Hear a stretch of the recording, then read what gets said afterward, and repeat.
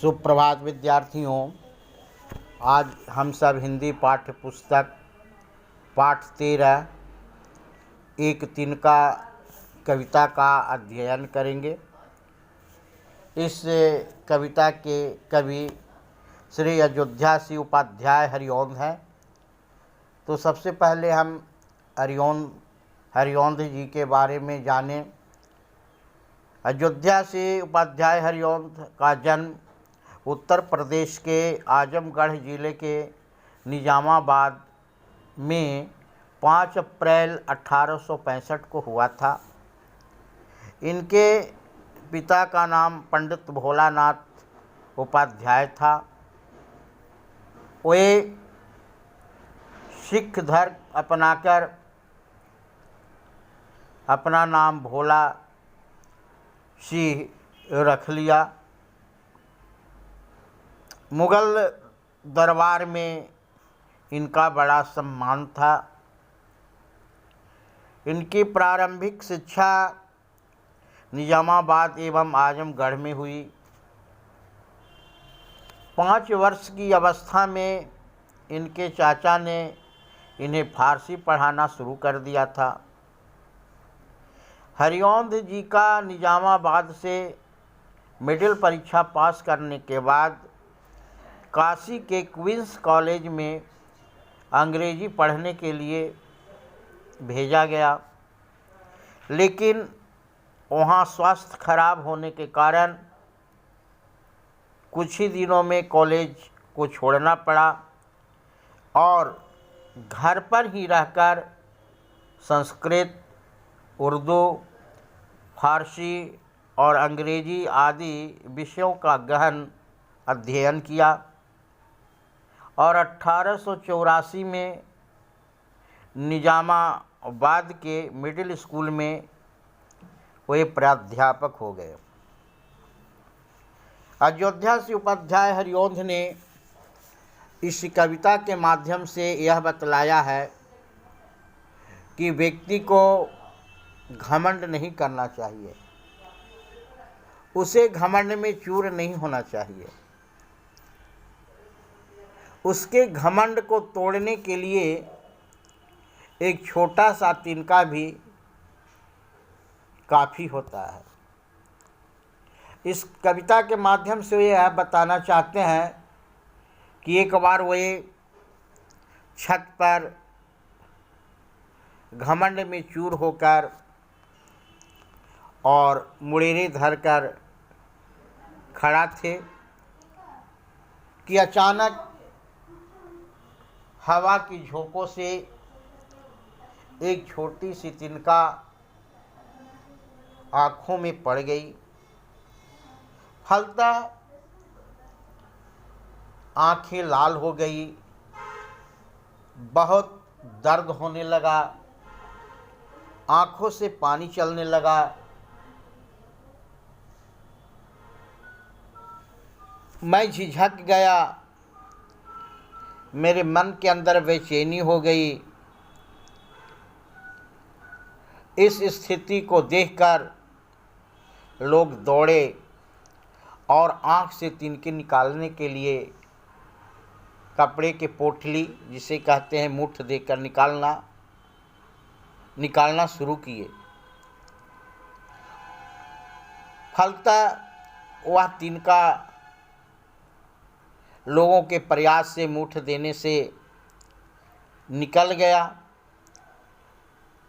तब यह समझ में आया कि मैं विकार घमंड में चूर होकर ऐंठकर और मुड़ेरे पर खड़ा था। इस घमंड को तोड़ने के लिए तो एक तिनका ही काफ़ी है। इस कविता में अयोध्या सिंह उपाध्याय यही बात बताते हैं और यह संदेश देते हैं कि व्यक्ति को कभी भी घमंड नहीं करना चाहिए। मैं घमंडों में भराए ठा हुआ, एक दिन जब था मुड़ेरे पर खड़ा, आय अचानक दूर से उड़ता हुआ, एक तिनका आँख में मेरी पड़ा। अयोध्या से उपाध्याय हरिवंश कहते हैं कि एक दिन वे छत के मुड़ेरों पर मुड़ेरे धर कर खड़े थे कि हवा की झोंकों से एक तिनका माने खेर पुआल का एक छोटा टुकड़ा और आंखों में आकर गिर गया। आज अचानक दूर से उड़ता हुआ, वह दूर से कहीं उड़ता हुआ हवा की झोंकों से आँख में पड़ गई। मैं झिझक उठा हुआ बेचैन सा। अगर आँख में धूल पड़ जाए, तिनका पड़ जाए तो पीर घनेरी होती है, आंखें लाल हो जाती है, आंखें से पानी गिरने लगता है, उसका दर्द बहुत तीक्ष्ण होता है। मैं झिझक उठा, झिझकना एक तरह से बेचैन होना, झिझक जाना, काँप जाना। मैं झिझक उठा हुआ बेचैन सा, और अंदर बेचैनी होने लगी, लाल होकर आँख भी दुखने लगी। तिनके आँख में गिरने के चलते, पड़ने के चलते आँखें लाल हो गई और बहुत दर्द होने लगा, दुखने लगी। मूठ देने लोग कपड़े की लगे।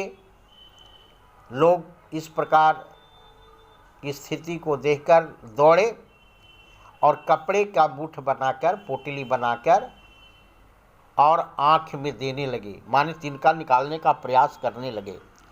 ऐठ बेचारी दबे पामो भगी।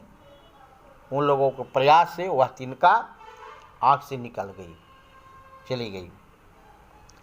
जब किसी ढब से निकल तिनका गया, जहाँ पर तिनका पड़ा हुआ था आँख के अंदर, ढब का मतलब वैसा स्थान, गड्ढा,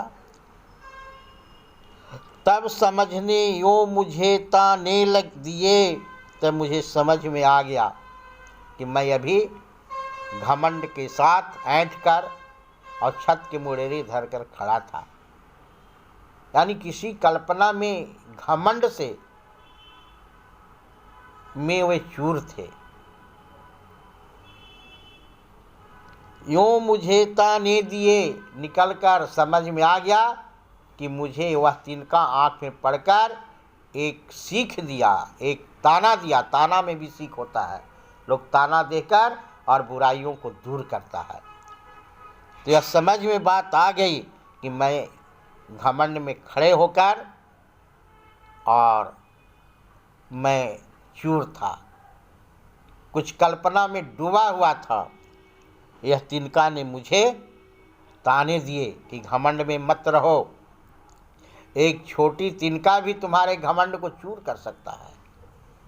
इसलिए किसी भी व्यक्ति को छोटा मत समझिए। वह कब तिनका के तरह आँख में पड़कर वह कष्ट को देगा यह पता नहीं। इसलिए किसी को जो पांव तले हो उसको आप छोटा नहीं समझिए। कबीरदास भी इसका उल्लेख किए हैं। तो ऐठता तू किस लिए इतना रहा, एक तिनका है बहुत तेरे लिए।